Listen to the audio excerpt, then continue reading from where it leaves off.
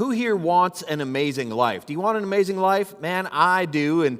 And sometimes I think, man, I live an amazing life. I got a late start to it, though.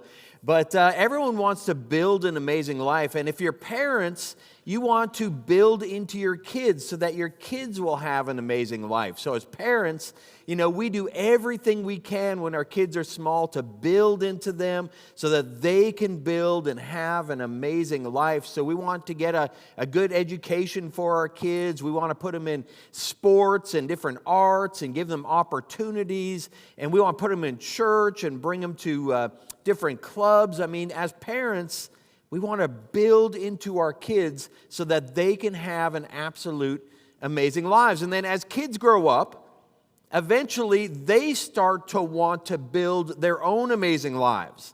Eventually they start to think about, well, what do I want to do when I get out of school? Do I want to go to college? Do I want to go to trade school? What do I want to do? And they start thinking about dating, right? And who do I want to date? And I want to find maybe someone who I can marry one day. And they start thinking about money. How much money do I need and how am I going to budget it? Because at one point in time, you start to think about, how can I build an amazing life? Now, for me, I got a late start on that. I was halfway through my senior year of high school when I thought, oh no, I haven't built anything. I've just been having fun. I've just been focusing on fun the whole time. I better start building something or I'm not going to have anything. And so then I quickly started to come up with some plans. I better build something. But everyone wants to have an amazing life.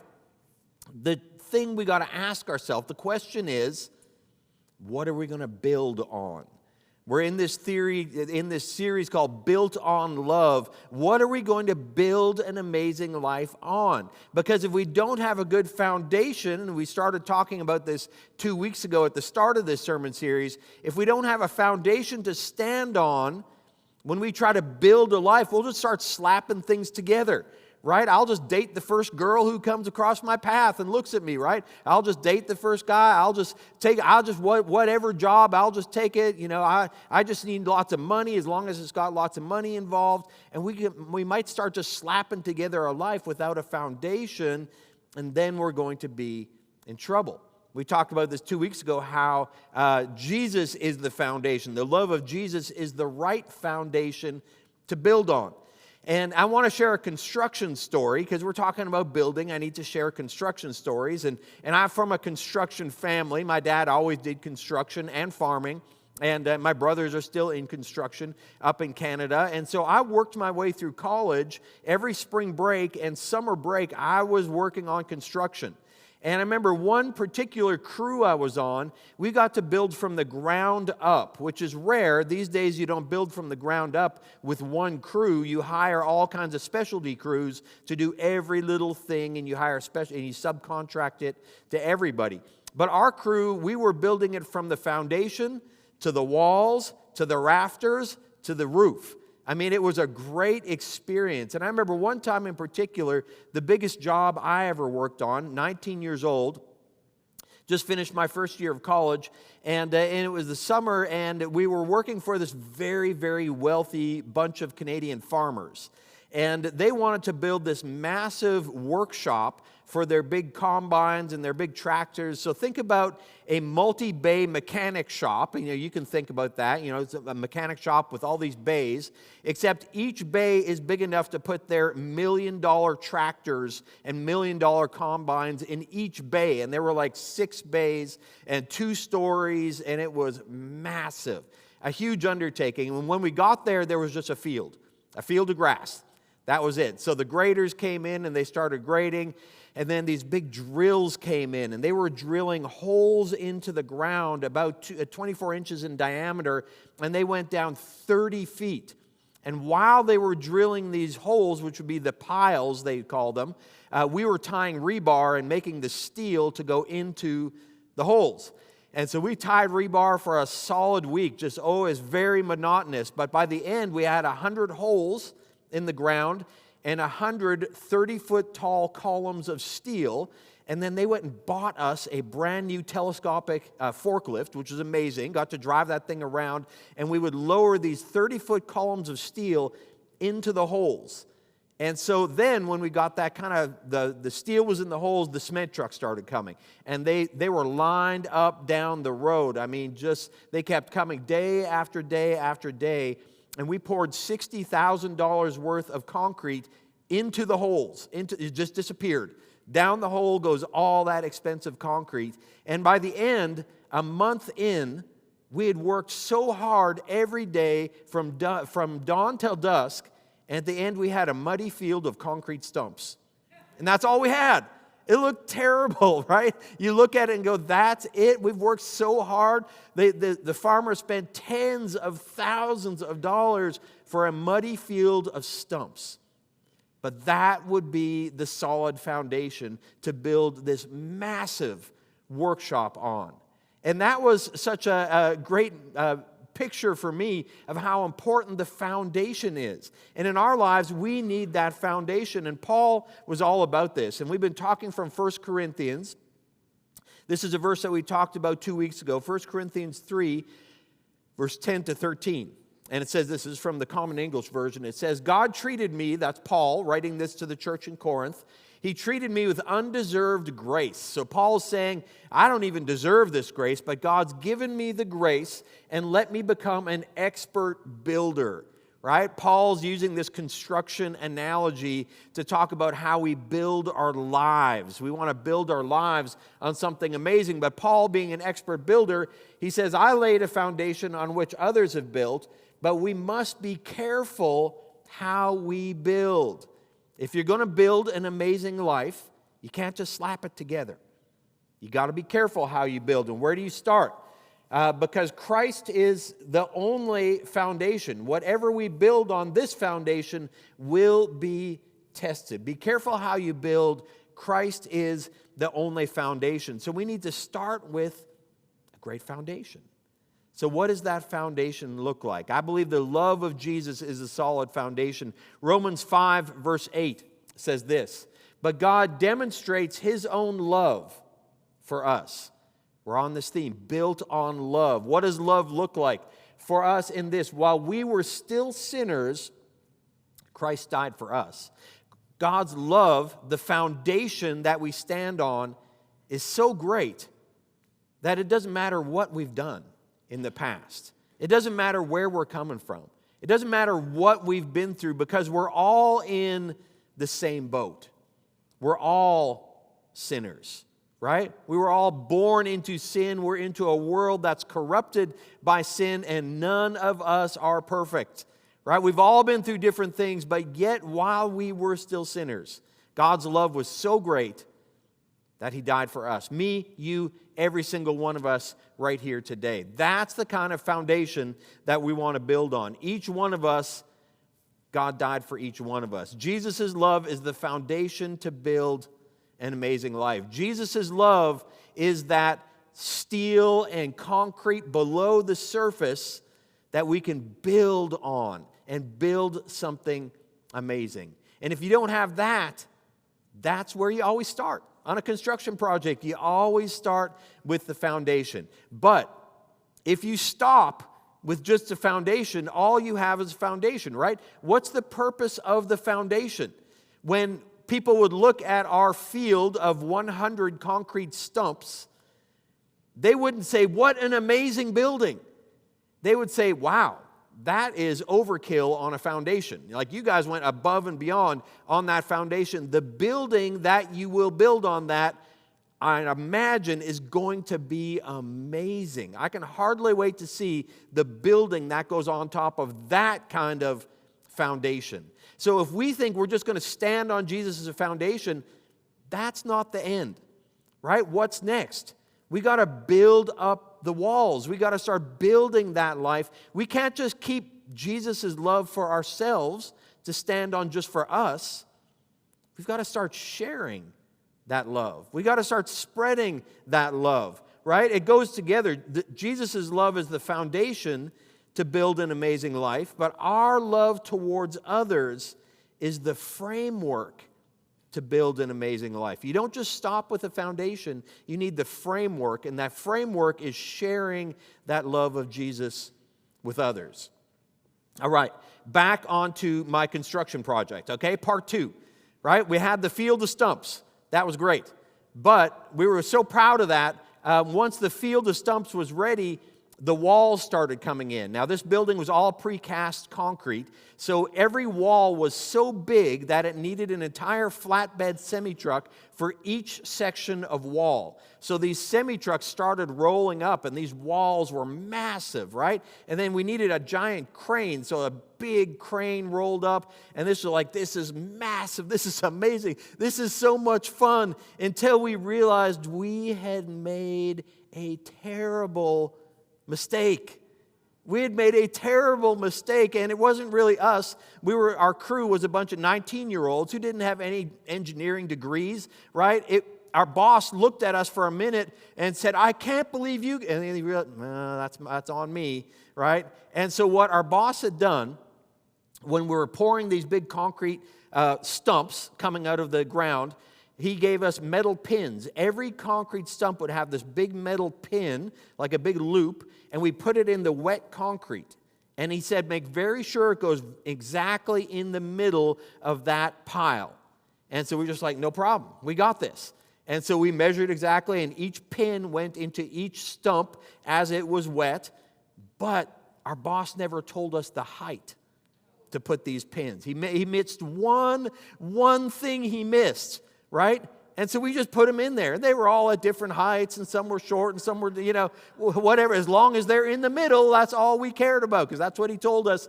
And so here comes the crane, lifts the first wall off the semi-truck, and we're just like, this is so great. Look at how this is going to come together.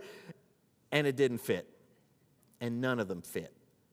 And they had to put it back on the truck, and we had to go and chop off with metal cutting saws all the pins, re-drill everything, and re-cement those pins into the piers so they'd be at the right height so they could lock in the walls so that the walls would be stable. And the sad fact is, it would never be as strong as if we would have done it right the first time. Right? Re-drilling it and re-putting this extra concrete in there, it would never be as strong. There's nothing we could do to make it as strong as if we would have done it right the first time. But just to have the foundation is one thing. You got to make sure the walls go up properly, right? You got to make sure the foundation and the walls connect. So how we show our love to others makes a huge difference. What we put on top of that foundation and connecting it right makes a huge difference. And Paul knew this, so Paul gave the Corinthians some very specific guidelines, some blueprints on how the walls are going to go up on the foundation. And we find this in 1 Corinthians 13. And this is the famous verse that we talk about when we talk about love, right? It's February, it's Valentine's. Of course, we're going to talk about 1 Corinthians 13. But 1 Corinthians 13 is the framework to build on the foundation. These are the present tense action verbs. Paul gives us a whole list of verbs, of action words that are the walls that we're going to build on the foundation. So let's read that, starting with verse 4. So 1 Corinthians 13, and we're just going to read 4 verses. And we're going to start with this, verse 4. Love is patient. Love is kind. It does not envy. It does not boast. It is not proud. So Paul's already established that the foundation we build on is the love of Jesus. And the framework we're going to build on is how we love other people and what does love look like. And I find it interesting how in this first verse, he gives us 2 positives for 3 negatives, right? You notice that? Love is patient, love is kind, but it does not envy, it does not boast, it is not proud. And the context there, and throughout these 4 verses, there will actually be 9 negatives for 7 positives. And I think the reason for that is this Corinthian church was so bad, they were such a train wreck that they could relate more to the negatives than they could to the positives. I think they didn't have a clue what love really was. But Paul could point to them and say, well, it's not what you guys are doing, right? It's not envying, it's not boasting, it's not proud, because that Corinthian church was a mess. I mean, it was just, we think, oh, church, there's so much church drama these days. Oh no, it's in the New Testament. It's in the early church. There's plenty of church drama, and this Corinthian church, they were way messier than probably any church you've ever been in, right? I mean, there was a lot of things to go on here. So Paul was saying, hey, guys, be patient with each other. The Corinthian church was very diverse. It was a mix of very wealthy folks with influence and very poor folks with nothing. It was a mix of Jews and Gentiles and Greeks and people who just didn't know even what they were because they're just traveling through. It's a trade route. So it was a major trade route on land and for sea. So it was just a mix of everybody. And the Corinthian culture was horrible. So people would come in and they didn't even know what it meant to follow Jesus. And half the stuff they were doing, they didn't even really know that was wrong. So Paul's like, be patient with one another. Be patient with others. Remember, be kind to one another. Being kind is actively showing your love. Be actively showing each other. And what you're doing for being envious and boasting and proud, stop doing those things, right? And they were going, oh, okay, we're going to stop doing those things. Being boastful and proud, Jesus would often look at that as a religious trap, right? The Pharisees would be boastful and proud, and they would do their religious things out of pride. And so Paul has to say, that's not love. That's not love when you're doing your religious things out of pride just to make yourself look holier than thou. That's not love. He goes on. Verse 5. Love does not dishonor others. It's not self-seeking. It's not easily angered. It keeps no record of wrongs. So he's again on this negative folks. Love is not what you guys are doing. You guys are dishonoring one another. And in that church, the influential, wealthy people looked down on the lower folks. And that was a big problem. That was dishonoring them. It was not self-seeking. Roman culture was self-seeking. Roman culture was all about being the center of the universe, and it all revolves around me. But Jesus said, I didn't come to be served, I came to serve others. That was completely the opposite of Roman culture. So Paul reminds him, don't be self-seeking. Don't be easily angered. And if you read through 1 Corinthians, and I've read through 1 Corinthians every week I've preached this, 1 Corinthians, they were getting mad at each other for all kinds of things. I mean, they were quarreling, they were angry, they were getting mad at each other. There's a mess of stuff happening in 1 Corinthians. They were arguing about who was the best leader. Is it that person? Is it that? No, it's not that person. So they were arguing about leadership. They were arguing about communion. How do you argue about communion? Right? I mean, it's one of the most sacred things we do, and they're arguing, oh, you're not doing it right, and some of them were doing it totally wrong, right? They're arguing about that. There was a lot of marriage drama going on, and there were people, I think all our kids are not in here, well, and you guys are old enough, but there were people hooking up in the church, right? I mean, it's, and I'm not even going to read all the stuff and this gets pretty R-rated in 1 Corinthians. It's stuff you would not say out loud to your children. Don't read certain parts of 1 Corinthians to your children because it's R-rated, right? And that was going on in the church, right? And so there's all kinds of things going on.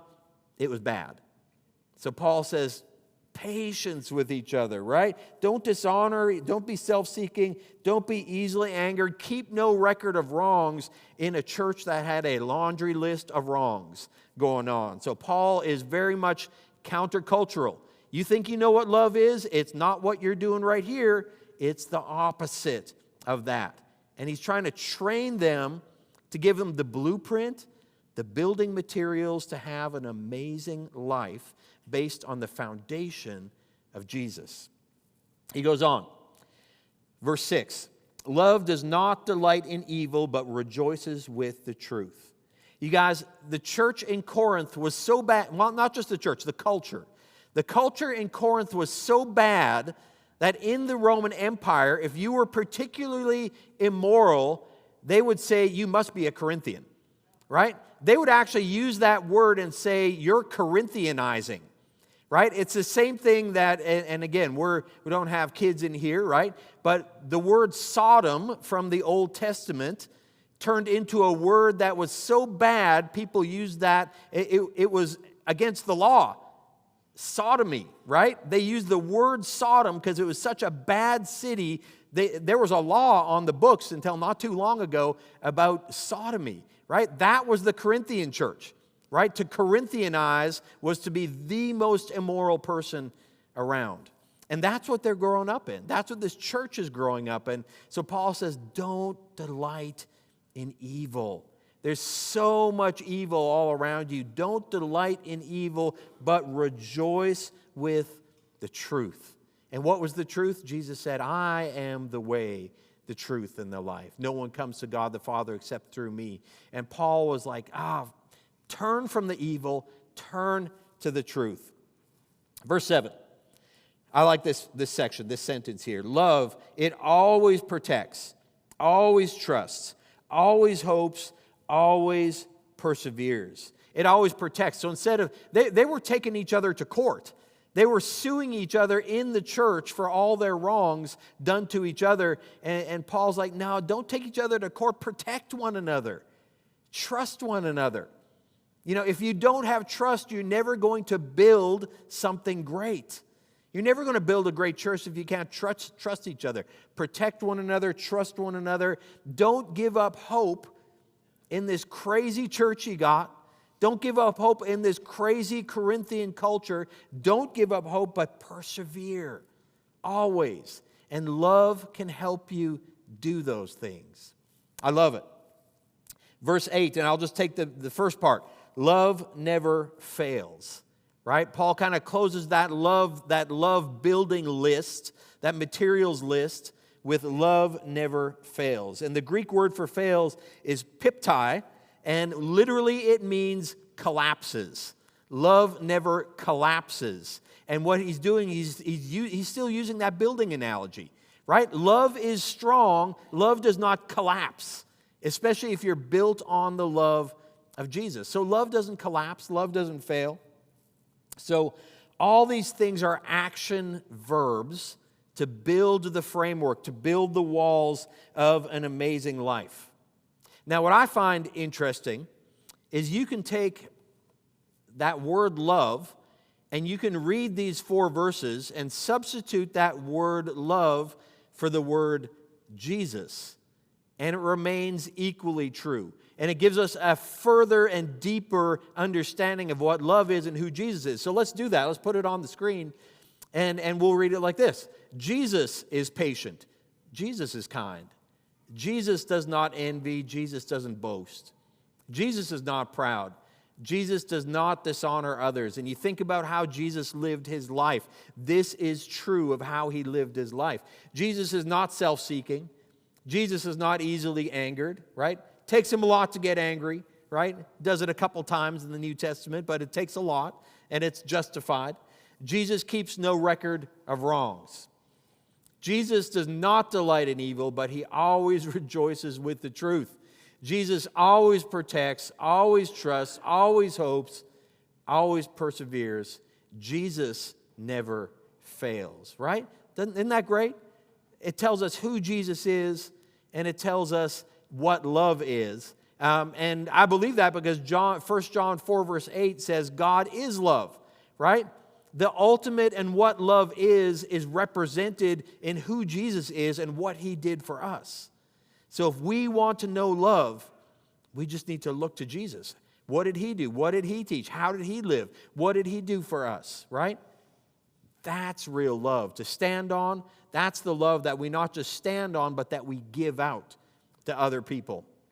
So I want to take it one step further with this verse.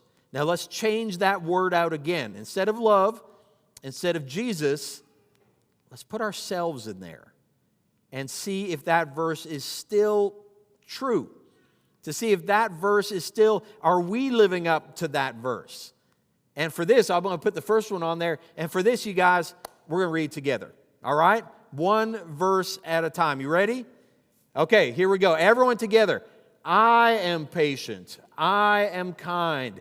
I do not envy. I do not boast. I am not proud.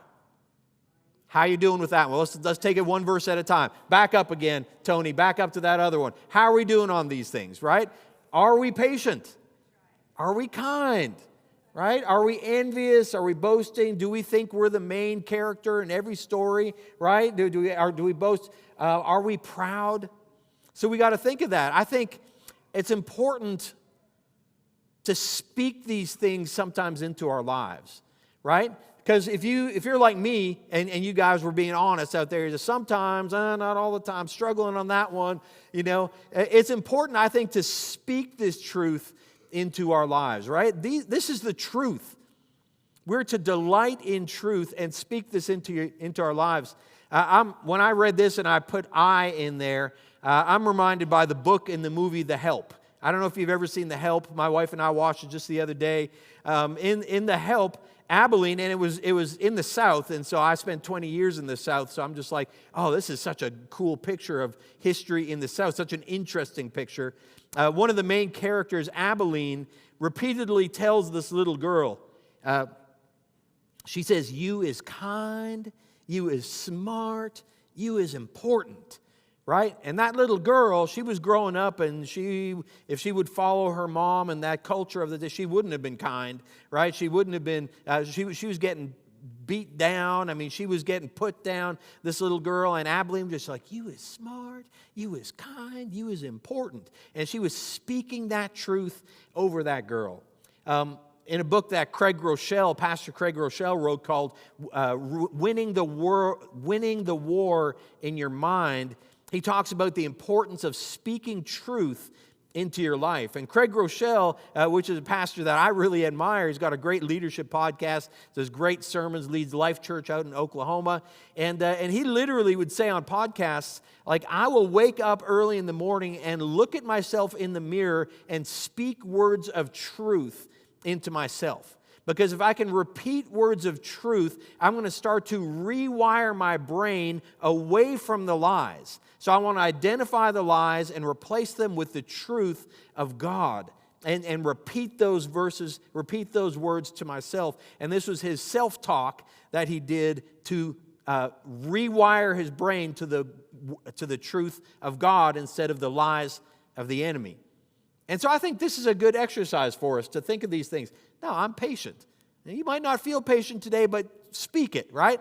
I am patient. I am kind. I do not envy. I do not boast. I am not proud. Okay, now we'll go on to the next one. You got to read it with me. You ready? All right. I do not dishonor others. I am not self-seeking. I am not easily angered. I keep no record of wrongs. How are we doing at those ones? Right? Do we dishonor others? Do we hold a grudge? Do we talk about others behind their back? Right? Are we loving to others even when they're not hearing what we're saying? Right? Are we still being loving? Are we self-seeking? Again, a lot of people think that they're the main character in the story. Maybe you're not, right? Maybe it's Jesus. Maybe Jesus is the main character and I'm a supporting actor of the main character, right? I hope that's the way. We're not going to be self-seeking. We're not going to be easily angered, right? There's a lot of stuff that can set us off. I mean, driving in traffic is just an easy one. How are you in traffic, right? Just think, that's just a little picture. But how are you when the kids are driving you crazy, right? Are you easily angered? How are you when you're around that EGR person? You know what an EGR person is? Extra grace required, right? How are you when you're around the extra grace required person? Maybe it's a family, maybe it's your spouse, right?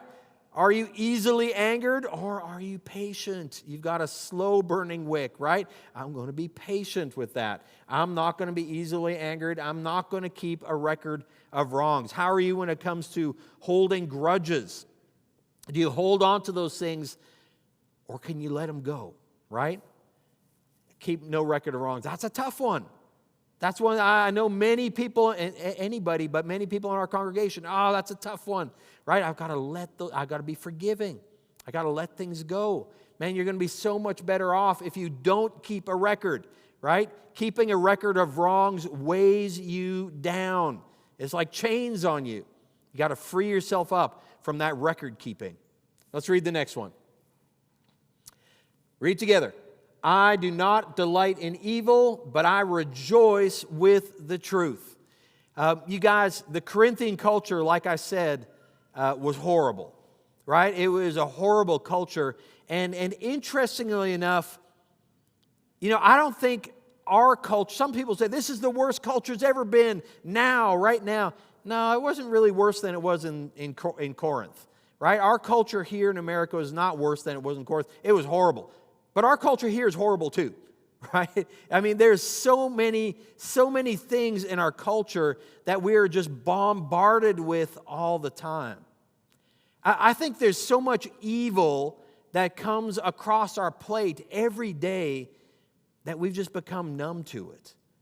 I think it is. Wouldn't it be great to be sensitive to the evil that's in the world? Man, do you remember, for those of us who are a little older, do you remember a time when life was a little bit more innocent? Do you remember a time when the worst things that were happening in the world, you just didn't know about them every second of every day, right? I mean, we are bombarded with every bad thing in the world every day, all the time. It's so accessible. It's just everywhere. I don't think the world's any worse than it's been in times in the past, but we just know about it all the time, and it's just bombarding us, right? I mean, if you watch the news, if you follow social media, and I think staying up to touch with what's happening in the world is good, but it can get overwhelming. There's so much evil going on that we can just get bombarded with it. I remember more innocent times when we didn't know all that stuff. Do you remember times where there was not even swearing on the TV? Who remembers? It was not allowed. Raise your hands, you older people, right? It was not even allowed to swear on the TV, right? It wasn't allowed. In fact, I remember my parents were pretty strict. By nowadays standard. I would say I grew up in the church, even though I didn't follow the church. My parents had to drag me to church. But we had pretty good rules in the household. And one thing was we couldn't watch R-rated movies. Of course, there was not R-rated on the TV of our 3 channels, right? You would have to go rent a VHS tape, right? And we, at that time when VHS tape and players came out, you would actually have to go rent the player and the movie. Does anybody remember that? Did anybody ever rent a VHS player, right? You get the suitcase, you bring it home. And as kids, this was like new technology. We were so excited, but we weren't allowed to watch R-rated movies until I convinced, man, I worked on them for like a month or two. I convinced my parents to rent Rambo. I did. I was the late 80s, right? All my friends had seen Rambo. Right? And I had not seen Rambo. For those of you who are younger, Sylvester Stallone in the jungle shooting things, right? You might not know what Rambo is, right? But finally, my dad came home with that suitcase. We got the VHS player. He rented Rambo, yes. And my dad was like, I don't know how this is going to work, but your cousin watched it like 100 times. I might as well check it out, right? So here we sit as a family, sitting in the living room. We put in Rambo and press play. Right? The first swear, which happens probably 5 minutes into the movie, my dad was like, oh. You could just say, he was like, oh, I didn't like that, By the third swear, and there's plenty of swearing in Rambo, but not as much. You find way more on Netflix today. But by the third swear, which was a couple minutes into the movie, my dad was like, kids, we're going to watch it on mute. And he just turned the volume down. And we watched that movie with no volume. Right? And lo and behold, we never made it through it. I was just like, Dad, I'm not getting this. This is not good. But man, I'm telling you guys, sometimes more innocent times are okay.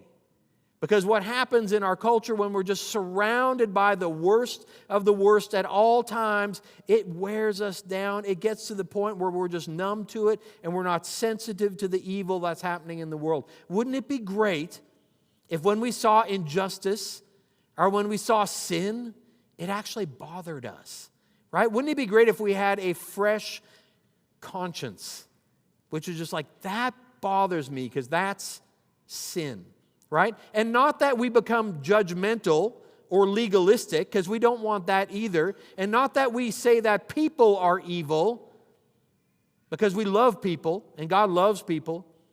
But if evil would actually bother us, I think this verse, I do not delight in evil. Let's think about that. Let's be innocent to sin. And let's let that sin bother us, not delight in it. We can become so desensitized that we actually delight in sin. And that's the path that it takes us. We've got to be careful about that, but we rejoice with the truth. Rejoice with the truth. I was listening to a podcast just yesterday, and it was the truth. And it was this guy in L.A., Father Greg, who started this ministry called Homeboy Industries. And I don't know if you ever heard of Homeboy Industries, but it's interesting that when I first started ministries, I worked with gang members up in Canada in the north end of Winnipeg. And for 10 years, I'd worked with youth gangs. And now that organization is an official partner of Homeboy Industries in L.A. And that group that I used to work with, and the guy who started that, who's a good friend of mine, he'll still go to L.A. on a regular basis to go to these ministry conferences. And I was listening to Father Greg talk about what he does and how the gang members get turned to Jesus. And he was talking about this on a secular, non-Christian podcast. And it was all about Jesus and showing the love of Jesus to these gang members. And they removed their tattoos for free. And it was just, and I was just like, yes, truth. It was so refreshing when you listen to so many bad things in the world to listen to truth. And I hope we can delight in the truth. Do we delight in the truth? I hope we do. Let's focus in on that. That's part of the walls that are going to build an amazing life. So let's look at the next one. 2 more verses. 1.5 really. It says this. Let's read it together. I always protect. I always trust. I always hope. I always persevere. Man, that's tough, right? That's tough to fit that one. But love's not easy, right? I said 2 weeks ago, love is not just pink hearts and Valentines, right? Love's not just that stuff. Love is courage. Love is strength. You know, love is like the real stuff. This is challenging, right? I want to protect it. But this is the stuff that if we're Christians and we're known as protectors and people that can be trusted and we're hopeful and we persevere, I mean, that's who people want to follow. That's being someone who makes a difference, someone who's building a solid life that makes a difference in the world. The next one, we're going to read it, but there's a question mark at the end. All right? Read it together. I never fail. I don't know if you read that, and you think that's true, you're probably lying on that one. But we do fail. That's the one that we can't strive for. We can do our best, but the only person that doesn't fail is who?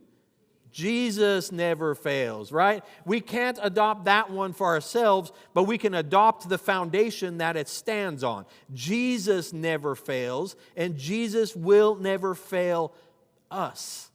Jesus will never fail us. That's why when we were singing that song about trust and obey, we can trust in Jesus. He will never fail us. And we can stand on that and use Paul's blueprint of incredible building materials to show love to other people. Romans 5, verse 5 is a favorite verse of mine. And it says this about God's love. God's love has been poured into our hearts through the Holy Spirit who has been given to us. God pours that love in. So if we think like, that's too much, right? That list of building materials for love, that's too much. I don't know if I can handle it. God's Holy Spirit pours that love into us. And I believe as He pours it in, it's going to overflow out of us into others. And that's my prayer for us. As we build an amazing life, amazing families, an amazing church, right? As we build up our lives, may the love of God's Holy Spirit pour into us and overflow us so that I don't even know how I'm doing this, but the overflow of the love of God in me is just, I want to bless other people around me. That builds an amazing life. And I pray that we would pray that. We might not know how this practically works. We've got a lot of complicated relationships in our life, right? when you don't know what to do, start with love. All right? I don't know what to do sometimes with my marriage. I'm not a counselor. I don't have a degree in psychology. I've been married to one woman for 30 years, and I still haven't figured her out yet, right? I'm just like, I don't know how to do this marriage thing. When you don't know what to do, start with love, right? How am I going to love her? How am I going to love her? When it comes to our friendships, right? When you go through friendship drama, and we'll all go through friendship drama, when you don't know what to do, maybe you're holding on to that grudge or someone did something to you, whatever it is. When you don't know what to do, start with love, right? Start with love. Love keeps no record of wrongs. What about our families? When you don't know how to raise your kids, and no matter how many books you read about it, you're just kind of going with the flow when you're doing that, right? You're just trying to figure it out, right? I read all the books, and then we actually had kids, and I was just like, oh man, hold on, because I thought I was going to be an expert, but I'm not at this. When you don't know what to do, start with love. Love protects, it trusts, it perseveres. That's the things we need in our family. Protect, trust, persevere in our family. When it comes to church, hey, we don't know what to do with church all the time. It's a mix and match of all kinds of people. We're all here for Jesus, but we're all from different places. We don't know how to get along together sometimes. When you don't know what to do, start with love. Don't, like the Corinthian church, they were envious and prideful and thinking of themselves all the time. Serve, like Jesus said. I didn't come to be served, I came to serve, right? The church is one body. We all have different parts, but we all have a purpose to play in this one body of a church. If you don't know what to do, start with love. To sum it up, again, the love of Jesus is the foundation to build an amazing life. Our love towards others is the framework to build an amazing life. Worship team, come on up here. We're going to close with a worship song and with prayer. But as we get ready to pray, as we get ready to close in this worship song, as one do you think? Maybe the prayer today is, I don't know, my tank feels kind of empty. Maybe you're thinking today, I just don't feel like I have that kind of capacity to love others. Or maybe there's a certain person or a certain thing or a certain situation where you're just like, I don't know if I can show love in this situation. Put yourself in the position to receive that pouring out of God's love. Right? Put yourself in the position to receive. And maybe it's just in today, maybe it's just thinking, my God, I'm going to receive your love as we sing this last worship song. Maybe it's throughout the week, putting yourself in a position to receive the outpouring of God's love. Maybe that's by reading your scripture. Maybe that's by coming to a small group, right? Being a part of that. Maybe that's by listening to praise music and switching the music over to that, right? Are you putting yourself in a position to receive God's love, or do you put yourself in position to be impacted by all the evil and all the junk happening in the world, right? Figure out where you're placing yourself to receive that love. And as you receive that love, I believe that God's going to pour out of you. God wants to fill you up and overflow you with His love. So maybe that's your prayer request today. Maybe that's your prayer today. God, help me this week to put myself in the position to receive love so that I can be able to have the capacity to give love. Because you can't do it on your own. We're not standing on our own foundation. We're standing on the foundation of Jesus. And He can provide that kind of love. So let's pray. God, thank you for this day. Thank you